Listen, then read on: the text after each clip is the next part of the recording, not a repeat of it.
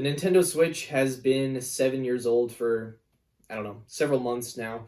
And I've nearly had mine for the full 7 years. So I got mine, this exact one right here, in Christmas of 2017.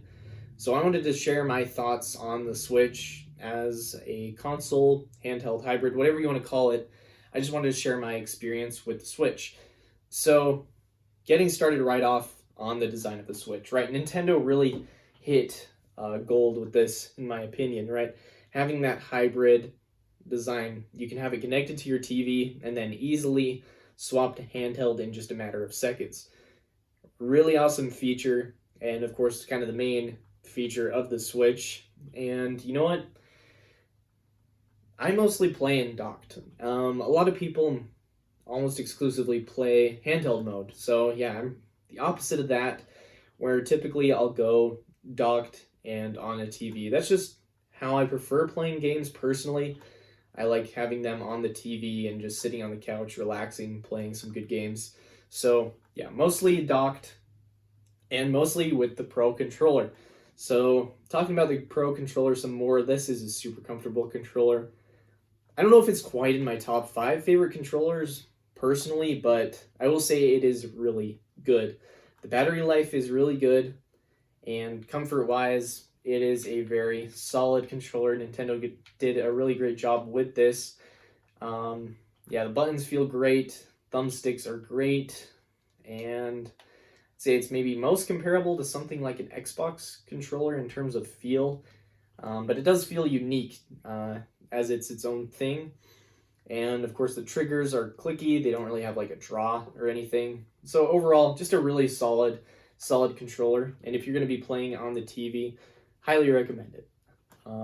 As really your other option, at least when you get your Switch, is this right here. And at first for me, there was nothing wrong with this. I got my Pro controller maybe, I don't know, maybe a week after my Switch, so I didn't really use this setup that much. Occasionally I still do, like if my Pro controller needs to charge, if I had forgotten to charge it or something. So yeah, the Joy-Con and grip.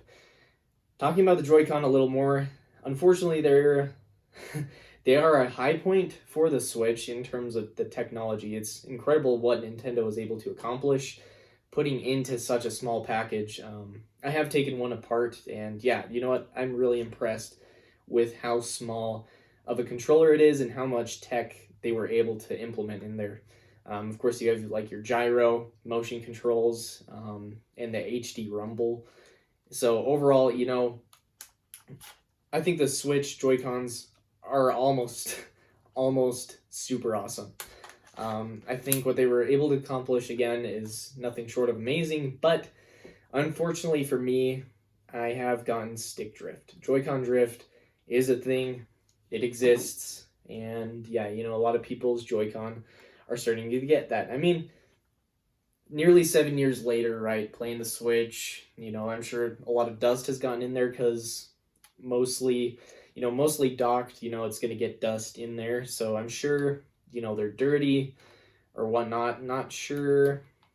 That would be my guess as to why they got drift in the first place. So yeah, unfortunately Joy-Con drift, while the Joy-Con are really cool for what they accomplished, Joy-Con drift is pretty much the most major issue with the Switch in my opinion.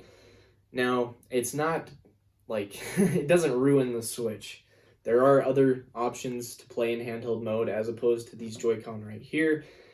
You know, sometimes you might get lucky and it won't affect you for a really long time. I mean, these lasted such a long time, and it wasn't till, I don't know, maybe a year and a half ago where they really started to be affected by stick drift.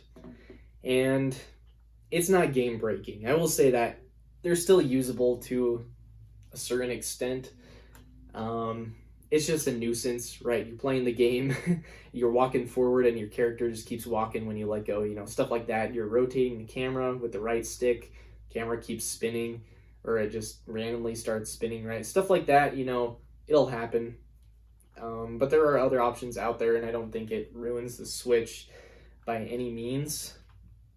And I mean, just overall, at first, wow, I completely missed right there. At first, I was worried about the build quality I thought the Joy-Con would be flimsy, but no, they slide on great. They work great for the Switch, and it's such a thin console. I remember before I got mine, my friend had the Switch, and I was really impressed not only by like graphics, because before that the handheld I'd been playing was 3DS, and the graphics really jumped up a huge amount from 3DS to Switch. So it was pretty much like he was playing an HD game on a handheld, which was insane for me at the time.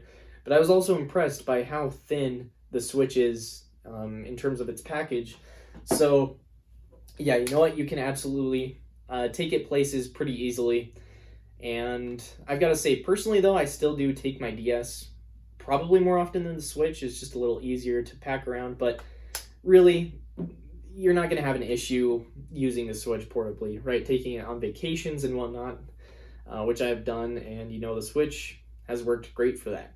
Only downside really is the battery life, which is why sometimes I opt to take my DS over the Switch, as the battery life on Switch, maybe 3 hours if you're lucky, depending on what game you're playing. Something like Breath of the Wild, I feel like would drain your battery quite a bit faster than maybe you're playing a retro game on Nintendo Switch Online. I think that would drain it far less fast, as it's not as graphically demanding.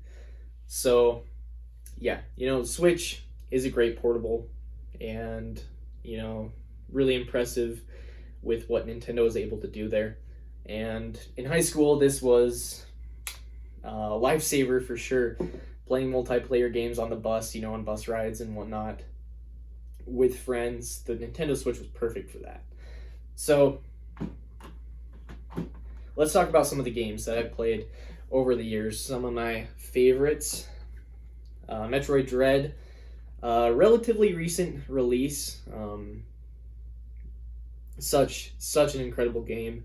Such an incredible 2D Metroid game, but just overall, you know, this game is pretty tough, pretty challenging, but super satisfying to get through. Has a great atmosphere, and seriously, one of the best games on the Switch in my opinion. And one game that came out at the perfect time. You can't deny that this game did not come out at the perfect time. Did I word that correctly? I don't know. This came out at the perfect time, right? COVID was, you know, pretty much at its beginning stages, I guess, here in the United States. So we were starting to do like the lockdown and everything, right? Where you had to stay in your homes. And I remember this released, and I picked up a copy. Yeah, it was actually kind of tough to find in stores locally to where I was, so I had to get it. Had to buy it from someone who was reselling it, but for the same retail price. So yeah, bought this game, put so many hours into it to begin with. Just, I'd say it's not as good as New Leaf, but personally, I had a lot of fun playing New Horizons, especially around the time that it released. Such an incredible game. Everyone was playing this game at that point in time, I feel like. Next up, Luigi's Mansion 3. Not as good as the first one in my opinion, but gosh, they did so much so well with this game. Such an incredible atmosphere, all the different levels of the hotel, different themes. Just really makes this such a solid Switch purchase in my opinion. Definitely one of my favorite Switch games available. Next, Mario Odyssey. Kind of a no-brainer Switch game, right? Gosh, 3D platformer Mario game. Super good. Gosh, not really similar to any Mario game out there. Super Mario 64, of course, in terms of gameplay style, but this is a very unique Mario game where, of course, you throw your cap and you're able to control different enemies in the game. So really cool mechanic, and not a super challenging game, but a fun platformer nonetheless. And Breath of the Wild, you have to talk about it, right? The first game I got for the Switch, this, just exploring the world is fantastic. This game is incredible. Tears of the Kingdom is fantastic as well, maybe technically better than this one. I still like Breath of the Wild a little more because that's what kind of introduced me to this style of gaming, I guess, and not to like the Legend of Zelda series, but more so to this open world type game like this. So yeah, Breath of the Wild was just mind blowing for me, and definitely a must own on the Switch. Of course, it released on Wii U as well, but yeah, for me, this is very much a Switch game.